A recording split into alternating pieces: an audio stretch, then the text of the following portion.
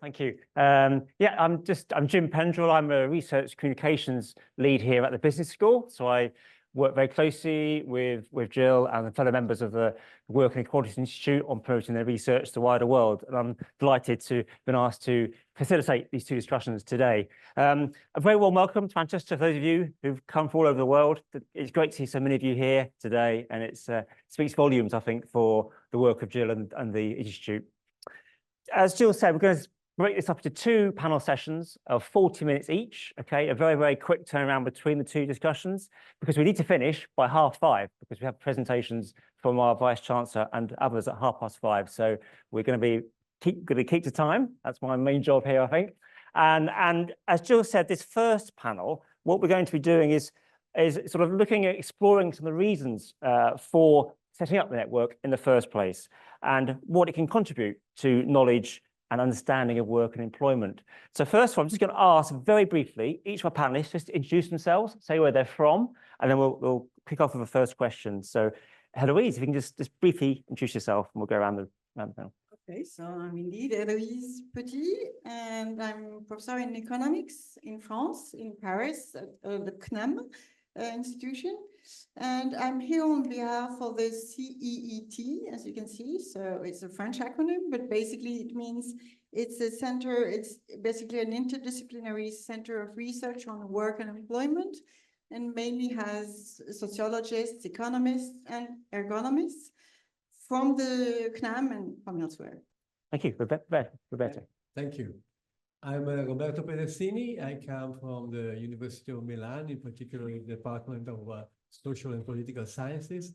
We have there a big group of people working on work, employment, and social policy as well, which is made up of sociologists, organizational people, and labor law scholars, for instance, and political scientists as well. Thank you. Hi, everyone. My name is Kristin Jesnes. I'm a researcher at Fafo, Institute for Labor and Social Research. We are about 25 researchers located in Oslo, Norway, focusing on working life and labor market issues. Hi, my name is Ruth Castel-Branco. I'm based at the Southern Center for Inequality Studies at the University of the Witwatersrand in Johannesburg, South Africa. We are also an interdisciplinary center with about 30 researchers, from historians to anthropologists to economists, working on understanding and addressing the causes of inequality in the global south. My name is Mikkel Mailand. I come from the Employment Relations Research Center at the University of Copenhagen. We are placed at the Department of Sociology, but we are also interdisciplinary. We are 12, 14 people. Most of them are either sociologists or political scientists. Thank you. Thank you all. Thank you. So as Jill said, we're going to start off with one question, which you're all going to answer, and then just probably take about 20 minutes. And then I'm going to open it up to the audience to, if you've got questions you want to ask any of the panelists, and we'll just go from there. So that's without any further ado, I'm going to ask the same question to all of you, if you want to sort of give your response. What I want to do is start by asking you if you can reflect on how, in your experience, adopting an interdisciplinary perspective or undertaking comparative research project has provided new insights for you and deepened your understandings of work and employment. So if you could just, we'll go in the order we did before. Héloïse, want to start? Okay, thank you. Well, actually, I propose here to reflect on a specific project that is comparative, actually for two countries, for France and Britain for this one, and it's also interdisciplinary because it was a teamwork with sociologists, economists, industrial relations, and that's it. It's already too bad. So just to name the colleagues involved, it was with Thomas Mossé, John Forth, and Alex Bryson. And to situate the context, before that, I'd been working on labor market conditions in the French labor market since years already, and basically finding typically that we would have cumulative effect in the labor market, with some workers having all the good characteristics, meaning high wage, access to training, access to innovative organizational process and long tenure, etc. And the same kind of cumulative effect on the firm side, which would have in the same firms all the good characteristics in terms of employment conditions. So based on that, I would basically conclude that there were inequality, and this would be quite a universal conclusion, meaning you would expect that looking at any country, you would find there is inequality and conclude on that. And what was very interesting from the comparative perspective is that we could see very precisely the specificity of inequality patterns in each country and how various it is. And indeed, we could see that this cumulative effect, to some extent, is very specific to the French labor market, which is actually very dual. So this opposition between some firms and some workers having a lot of the good characteristics as opposed to the others is much less true in the British labor market, where even though you have some effect of concentration, it's much attenuated, much less frequent, and you found much more variety and heterogeneity in the whole organization of the labor market. So comparing the two countries is what enabled us to point at these specificities that we couldn't see otherwise when we were looking at one of the two. And this further led us to reflect on the causes of this divergence. And so this led us more precisely to see how we could explain that. And it's not only due to firm size or industries that are obviously different in the two sectors. We definitely needed to go further, and notably to look at institutions. So comparative and interdisciplinary analysis really naturally leads us to understand the role for national level institutions. And in this reflection, well, we pointed at obviously difference in regulation system, employment protection legislation, but not only. We also pointed at very important and key differences in capital ownership, in governance systems, and also in the prevalence and the role for collective actors, either at employer level or at worker level. So basically what I want to point here is that this type of comparative analysis is what enabled us to put forward new results about inequality patterns and new results also about the role for institutions. And last remark, if I have the time for it, just quickly. But this kind of resonates with a long time ago work on labor market segmentation, where typically you would have US work on internal labor market. And once you introduced a comparison and an analysis of how it went in the French and European labor market is what yielded new concepts as occupational labor market and societal effect and new understanding at the institutions. So it is really a long-standing tradition about how comparative analysis brings new results and reveals specificity in country. Thank you, Héloïse. That's very well put. Roberto. Thank you. Yes, I would keep it in more general terms, I would say, because I believe that interdisciplinary research and comparative research are actually essential when you are studying work and employment because of and they are both ways to keep under control the complexity of the phenomena that you are studying, in fact, as it was, I mean, well illustrated by the case that it was just explained. This is key for the social sciences, of course, and because, as it was said, when you look at, for instance, collective bargaining or collective representation, there are so many variables that you have to keep under control that you need different disciplines to make sense of that. Sociology, of course, labor law, I mean, law in general, political science as well. And because you also have to keep under control both the individual and the collective levels, which need actually different perspectives and also analytical frameworks. And so, because of course, this is true also if you want to understand well a single case. So interdisciplinary research is also important to understand what is happening within one country or within one sector. In that sense, you can actually understand maybe better what is happening But then when you want to, when you need actually to go a bit beyond complexity, then comparative research comes into the scene, because in that case, you can keep under control some of the variables that you need to include in your analytical framework. For instance, when we studied collective bargaining in Italy, France, and Germany, for instance, we have to understand the differences in the institutional framework, because of course, even though, and this is quite interesting, even though we're using similar concepts like decentralization of collective bargaining, or maybe common trends like the erosion of collective bargaining or the weakening of collective representation, these may take different meanings in the different countries or in the different sectors, and therefore actually you have to get deeper in that in order to understand. And this, I believe, this is somehow resonates with the approach which has been called of slow comparative research by Phil Hammond and Ethel Connolly, for instance, and I'm quite sympathized with that. And I believe that this deep knowledge of the local or sectoral or national context is very important in order to actually understand what is going on and try to find some explanations on the differences.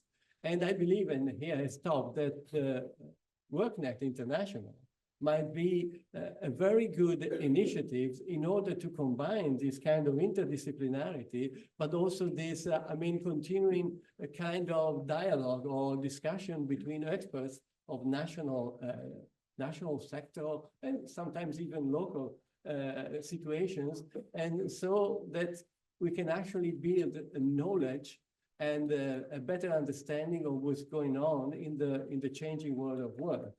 And yes, because I believe, and I stop with this, that comparison is actually one of the main ways in which we build new knowledge and we better understand. So this is something which is general, but certainly in the case of work and employment, it becomes even more important.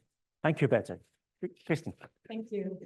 So I will be sharing some insights from an interdisciplinary and comparative research project we had conducted at Fafo between 2017 and 2021, focusing on the future work of the Nordic labor markets. So we started this project with a clear aim to promote dialogue and mutual learning across the Nordic countries about the opportunities and challenges our well-organized labor markets face due to digitalization and atypical work. So our project was funded by the Nordic Council of Ministers, involving over 30 researchers, some here today, including sociologists, legal scholars, and work psychologists from universities and research institutes across the Nordic countries. So the project was structured into pillars, each addressing different elements of the future work, such as atypical work, platform work, and the psychosocial work environments. For example, the pillar I organized focused on the sociological challenges of platform work, while another pillar focused on its legal aspects. And one challenge we faced, which I'm sure many of you can relate to, was ensuring true integration across disciplines. Even though we had set up thematic pillars, our research groups often became disciplinary silos. So to stay coordinated, we had to work hard through regular meetings, sharing reports, collaborating on writing and presentations. But this also helped us in creating a common conceptual framework and sharing a shared terminology across the different disciplines and across the countries. So we found that working together across disciplines had substantial benefits. It helped us gain a more complete understanding of the future work by highlighting aspects that we might have missed if only looking at this from one angle. So, for example, by combining insights from sociology, political science, law, and occupational health, we were able to explore platform work from different angles, looking at its social impacts, legal issues, and health effects. So the Future Work project also had societal impacts. So in Norway, our research was extensively referenced in the Norwegian official report on the future work. And this again was the background for the changes in the Working Environment Act implemented in 2024, where the definition of an employee was broadened and a presumption rule was introduced. So we kind of jump-started the process of implementing the EU directive on platform work.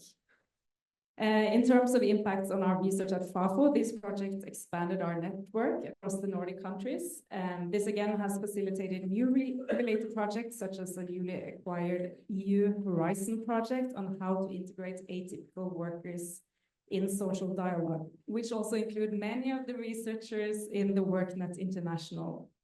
So we found that there's a lot of potential in comparative and interdisciplinary research, and the Fafo is very happy to be part of the WorkNet International. Thank you. Thank you, Kristin. Thank you. So I'm based at SCIS in Johannesburg at Wits University. And I should say that in South Africa, there's been sort of two traditions of labor scholarship. One has been in sociology and has focused quite strongly on labor process and on worker organization and worker struggle. And the other one has been on labor markets. And rarely do they speak to one another. And so we've put together an interdisciplinary comparative project, which is looking at changes in the world of work across Eastern and Southern Africa. And we're particularly interested in 5 key questions, which we thought needed to go together. One is really thinking about the reorganization of production and the structures of accumulation. Because in effect, we cannot really evaluate how workers' structural power is changing if we don't have a sense of what capital is doing and how it's doing it. And we felt that a lot of the labor scholarship that was focused on worker agency and resistance didn't really have an adequate grasp of what was happening to capital. The second focus was on labor markets and employment and unemployment, which obviously in the South African context is crucial. But what's interesting is that in the region, South Africa is a little bit of an outlier. And here comparison is quite useful. So I'm originally from Mozambique, which is next door. And Mozambique has both the highest or the lowest unemployment rates and the lowest employment rates. Right? And the question then is, what is actually happening here? And labor statistics cannot really capture it, because what's actually happening is that the majority of the unemployed have been reclassified as peasant farmers because they have access to some land, something which in South Africa is not possible. And so I think here the sort of comparative approach also helps us to tease out how these terms can actually be applied in agrarian societies or societies that are actually not, highly industrialized. The third aspect is, of course, labor process, because that's critical to understanding sort of the sources of worker power and what the implications are for conditions of work, as well as emerging forms of organization and worker struggle. And obviously, all of these together can inform then our approach to policy and practice. Now, much like the Norwegian case, I think one of the challenges we face is that even in interdisciplinary projects, people tend to operate disciplinarily. And the question is, does that matter? And I don't know that we have an answer. I think for us, what's been critical has been to try to ensure that we have a common framework and are very clear about the paradigms that we're coming from, and that are clear about the kinds of questions we're asking, believing that it is the questions that in many ways are more important than the kind of specific methodologies that we're advancing. And of course, in our context, as in many, I imagine, there is a heavy donor drive to be interdisciplinary. And I think always we question, why is it that we're advancing a particular agenda? Is it something that serves, in fact, our scholarship, or is it something that is sort of opportunistically latching on for resource mobilization or other purposes? Thank you, Ruth. Thank you. Mikkel. Okay, I think I will also be general rather than pointing to specific projects. Analytically, my research center, FAOS, from Copenhagen, has its roots and core in employment relations tradition, although it's also influenced by many other approaches. Back in time, traditionally, FAOS primarily focused on the Danish labor market. And the reason is partly that the research center receives most of its funding from the Danish social partners organizations and the Danish Ministry of Employment. This national focus risks to lead to self-insured misinterpretations of the national models, uniqueness, and advantages. Fortunately, during the last 15 years, so participation in international and especially European comparative projects have been developed from something we did very rarely to something we do all the time, and something which is core of our research. We are now constantly involved in 5 to 10 comparative projects. These projects have participation of at least 4 and often more countries. And in these projects, we often cooperate with the other partner organizations and institutes in WorkNet. Apart from being comparative, the projects are often also multidisciplinary. Employment relation is a key approach here in these projects, and employment relation is in itself a multidisciplinary approach.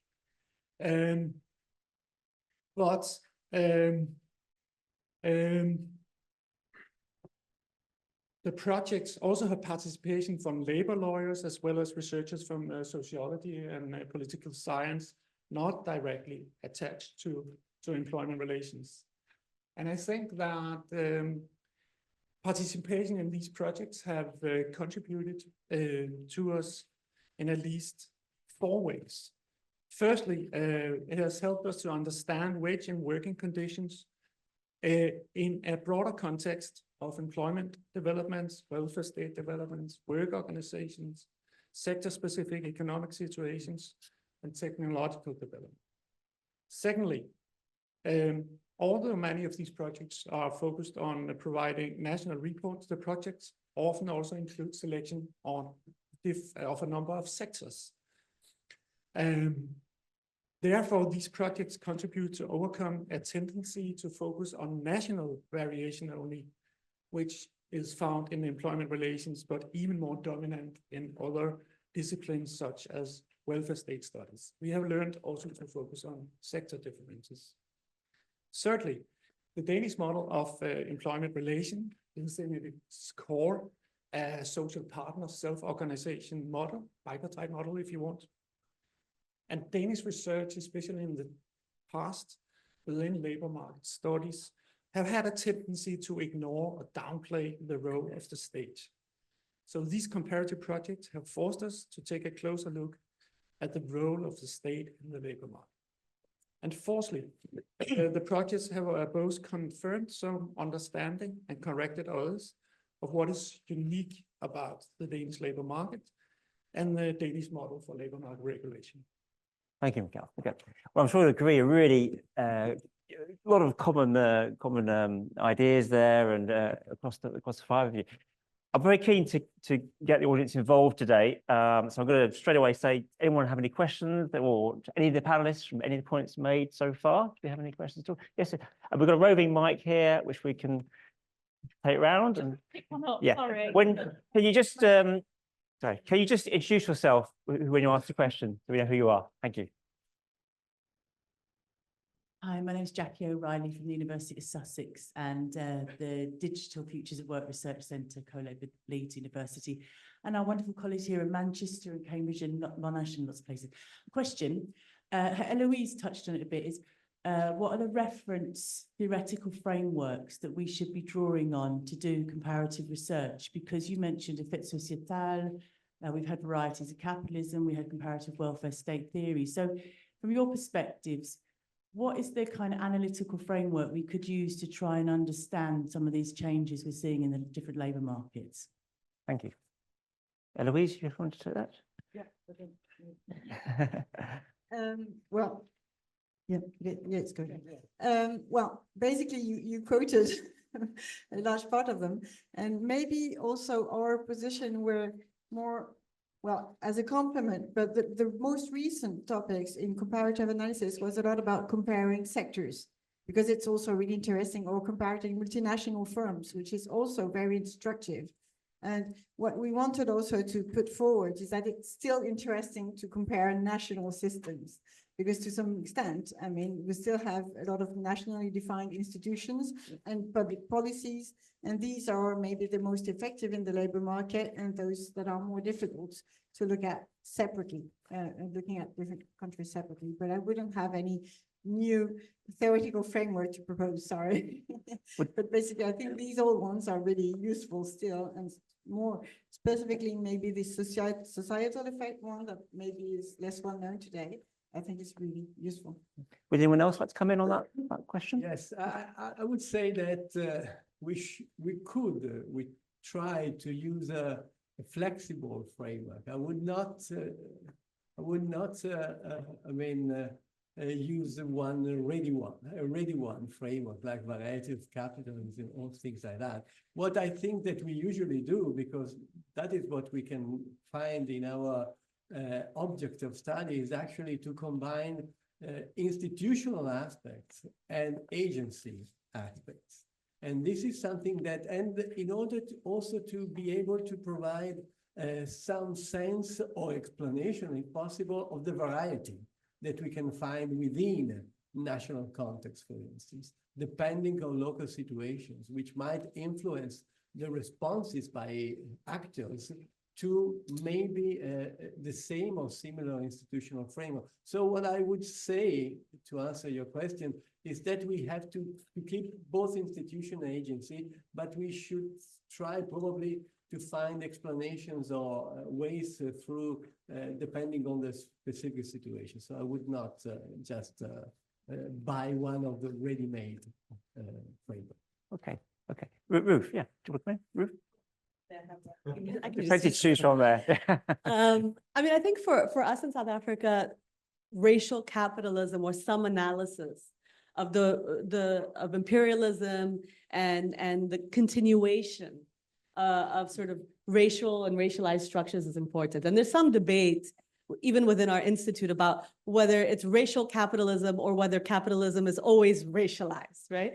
And people are going to take different positions, but I think it's always, that's the kind of starting point. Similarly, if we're thinking about questions of the state, it may be that you're drawn to Foucault and governmentality, but you're also going to be thinking about what the state means in a colonial and post-colonial context, right? And drawing on Mahmoud Mamdani and others. I think for us, it's always very important to keep both the history of imperialism and the ongoing kind of experience of racism at the forefront of thinking about capitalism, capitalist accumulation, subordination under global capital. Okay. You okay? Okay, and another question. You have must be some. Oh, sorry, go. Sorry, apologies. Yeah.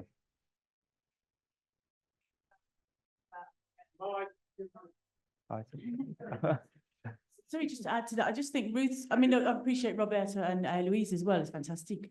But having Ruth's contribution there, I think is actually really important about this network, having people not just from the global north, because that issue of racial capitalism and post-colonial traditions, everything, kind of where we are in Manchester is built on an imperial empire of resource accumulation across the globe. So just because we're here, I think it helps us think about what racial capital meant in this context, as well as what it meant in Southern Africa. So I think that's really important. Okay, thank you for your question. Okay, we had a question just over here. Yeah, oh, Damien, yeah. Hi, Damien Grimshaw, King's College London.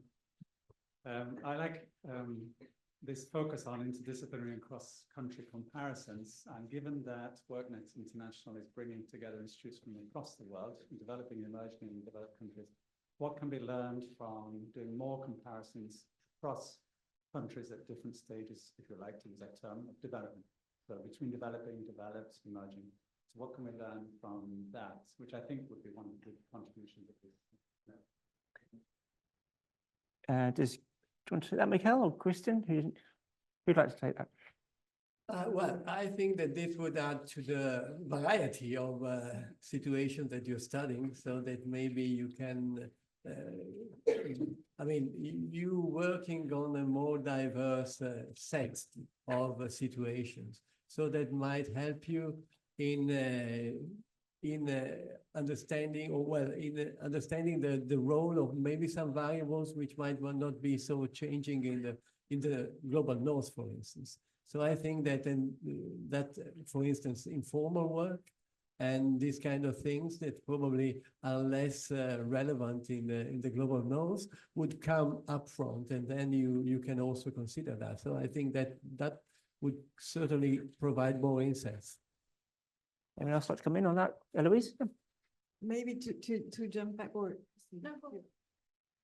I think it is very helpful to avoid normalization, but as is for any comparison, basically, but the idea is, I mean, the example of employment rate and what to read behind that, it's typical. I mean, we would have a pretty much common understanding all over Europe now. And so it's really useful to come back again on these concepts that at some level are common, but at the worldwide level are not. So it's a very good way, I think, to reflect on what is too normalized in the way we're thinking things. Kristin? Yeah, I was just thinking, I've been doing a lot of work on my platform work in the Nordic countries, and then I was involved in an ILO project on platform work in Jordan, where there was a very different perspective because there's so much more informal work than in Norway. So the background of the project was also how platform companies could, in some ways, or could they, make some kind of improved social protection system for the workers, or how to formalize informal work in ways. I think that's just something I thought about. Let's come back, Damien. Okay. We have time probably for a couple more questions, so please feel free. Who else would like to ask something? Is there one? No? Okay. Okay. I think. Well, are we allowed two from the same? Oh, okay. This institute is really good at issues around women, gender and equality things, but why do you think the European Union has been so dreadful at dealing with issues around ethnic and racial inequalities in comparative employment research? Why are we so rubbish? Because we can't actually agree on, I mean, we can't even discuss whether it's racial discrimination. France is a great country, you're not even allowed to ask people what race they're from, because that's seen as racist. Why do you, I mean, there's lots of reasons, I think, why, but why is it, do you think that hasn't gender equalities gets a really good attention for lots of good reasons, but racial inequalities or ethnic inequalities have just received marginal interest, and if they get anything, it's usually they're all talked about as migrants, as if they just arrived yesterday, when many of these people have been here for 60, 70 years or more. Why are we so rubbish at it? Comparatively speaking. Now there's another thing. Okay, we have another question. We'll just take that. Do you have another question as well? Well, We'll come back. Let's come back on that. Let's come back on that. We can try to reply to that. Roberto's going to reply. Roberto. Just very briefly. Before looking at the European Union level, I would look at the national level, and probably I would not find so much difference between what is dealt at the European level and what you have at the national level, especially if you think of common issues, because of course the European institution would mostly deal with the issues that are relevant at a common level, and therefore this might be part of the answer, of course, but I believe that these issues may become more prominent in the now and probably in the future. Okay, Mikkel. I guess that there might also be a greater consensus on gender equality nowadays than there is on the issues of integration, ethnic minorities, etc. I think that there are more dispersed interests and perspectives on that in Europe than on gender equality, and that will reflect what EU is able to do. Okay. Do you have another question anyway? Okay. If not, I'll ask one of my questions. Okay, no. Okay, right. Now, I was going to ask you all what you thought were the most important research topics that WorkNet members should be tackling over the next few years. What would they be if you're going to pick particular topics? Who likes to say that? Don't have to be. You can be okay. We go to Mikkel first. Let's go to Mikkel first. Yeah, go on. I will not point to any specific one, but I can mention one which I think is interesting is the increasing labor shortages, which is found in many countries.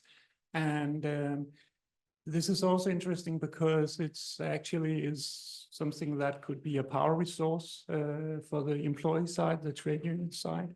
The general story has been about trade unions and employees losing power compared to employers. But here's a development that will probably not totally change the picture, but which may be moderated. And I think that's important and interesting to dig into. What other topics do you think we should look at? Ruth, what do you think? Well, I might suggest also labor surplus.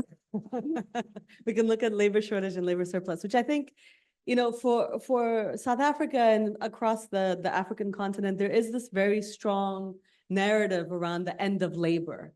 And the evidence for that is low employment rates, right? And I think that we really have to think about how it is that structures are rendering people surplus to the accumulation needs of capital, rather than treating that as a given, thinking about this as a sort of struggle and trying to understand actually what are the dynamics of work, of precaritization that underlie the structures of accumulation, and where is it that we can go in terms of, well, structural transformation. I don't want to use that word normatively, but those kinds of things. What do you think is driving that? What end of labor? Well, I think that one of the challenges has been that, you know, many countries across the region, Mozambique included, where I'm from, they've had to pursue a sort of extractivist development model where they become a source of land and you know, cheap minerals, et cetera, for primary export, right? So it hasn't been tied to any kind of process of industrialization. And actually, neoliberal reforms in the 80s and 90s undermined whatever industrial, you know, industry there was at that time, right? So that raises questions. Is this really a development strategy? And I think what we're seeing, and if some of you may have been following what's happening in Mozambique in the news, is that actually you have generations of youth that are no longer willing to be sort of labeled as entrepreneurs when they're not, right? And they're not drinking that Kool-Aid, and there's actually real demands on the government and the state to be thinking about questions of industrial policy and so on that really push us to reject the kind of neoclassical doctrines and to think about some other kind of alternative future. Okay. We've literally got a few minutes left. What would be the topics we should be looking at? Yeah, one topic I would say how to integrate atypical workers in social dialogue. And as I mentioned, Fafo already has the project on this, EU Horizon project. So I think this project might be relevant to our network and something we can build on and collaborate with. Roberto? Yeah.